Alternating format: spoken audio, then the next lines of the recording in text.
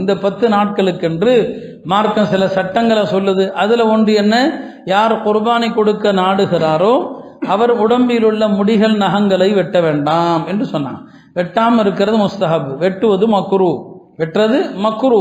இப்போ குர்பானி கொடுக்க நீங்க நாடிட்டீங்க, துல்ஹஜ் பிறந்துருச்சுன்னு சொன்னா நகத்தை முடிய வெட்டாதீங்க. அதுக்கு முன்னாலேயே நகம் முடிகளை எல்லாம் வெட்டிருங்க. ஒரு வகையில இது ஹாஜிகளுக்கு ஒப்பாக நடக்கிற மாதிரி, முழுசா ஹாஜிகள் மாதிரி இல்லாவிட்டாலும், ஏன்னா ஹாஜிகள் இந்த நாட்கள்ல ஹஜ்ஜுக்கு எஹராம் கட்டிடுவாங்க. எஹராம் கட்டிட்டா நகத்தை வெட்டக்கூடாது, எஹராம் கட்டிட்டா முடிய வெட்டக்கூடாது. அது மாதிரி நீங்களும் ஹாஜிகள் மாதிரி நடந்து கொள்ளுங்கள். யார் குர்பானி கொடுக்க நாடுகிறாரோ அவர் துல்ஹஜ் பிறந்ததுமே நகத்தையோ முடியோ வெட்ட வேண்டாம் என்று பெருமானார் ஸல்லல்லாஹு அலைஹி வஸல்லம் சொன்னாங்க. உங்களுடைய குர்பானி பிராணி அறுக்கப்படுகிற வரை யாருக்கெல்லாம் குர்பானி கொடுக்கிறோமோ அவங்களுக்கு தான் இந்த சட்டம். ஆணா இருந்தாலும் சரி, பெண்ணா இருந்தாலும் சரி. குர்பானி கொடுக்கப்படாதவர்களுக்கு இந்த சட்டம் இல்லை. அவங்க முடி எடுக்கலாம், அவங்க நகத்தை வெட்டிக்கலாம்.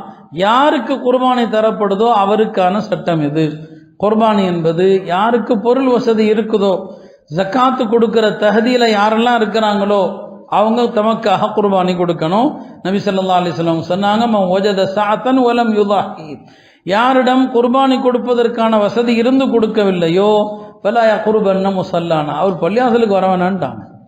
குர்பானி கொடுக்கிற வசதி இருந்தா பொதுவாக மற்ற பாவத்தை குறித்து என்னங்க சொல்லுவாங்க, ஒரு கடமையை விட்டா அவனுக்கு நரகம் இருக்குது, ஒரு கடமையை விட்டா அவன் மீது அல்லாஹ் கோவப்படுவான் அப்படின்னு சொன்னா பரவாயில்லை. இது வித்தியாசமான ஹதீஸ். இது வசதி இருந்து குர்பானி கொடுக்கலாம், அவன் பள்ளியாசலுக்கு வர வேணான்ட்டாங்க. இதை விட கடுமையா சொல்ல விடுமே, யோசிச்சு பாருங்க. பொதுவாக தொழுகை விட்டா என்ன ஹதீஸ்ல என்ன வரும், நரகம் வரும், கடுமையான நரகத்தின் வேதனை வரும், ஒருத்தன் வட்டி வாங்கினா இன்ன தண்டனைன்னு வரும். ஆனா இந்த விஷயத்தை என்ன சொல்றாங்க பாருங்க, யார் குர்பானி கொடுக்கல நம்ம பள்ளியாசலுக்கு வர வேண்டாம். இது ஹஜ்ஜு விஷயத்துல, ஹஜ்ஜு தொடர்பான விஷயத்துல மட்டும்தான் பெருமானார் இந்த வார்த்தையை பயன்படுத்துறாங்க. இதே வார்த்தையை ஹஜ்ஜுக்கும் சொல்லுவாங்க. வசதி இருந்து ஹஜ்ஜு செய்யலைன்னா அவன் யூதனா மொத்தா போகட்டும், அவன் கிறிஸ்தவனா மொத்தா போகட்டும். இந்த கடுமையை இங்க மட்டும்தான் காட்டுறாங்க. என்ன காரணம், இது இஸ்லாத்தின் தனி அடையாள சின்னங்கள்.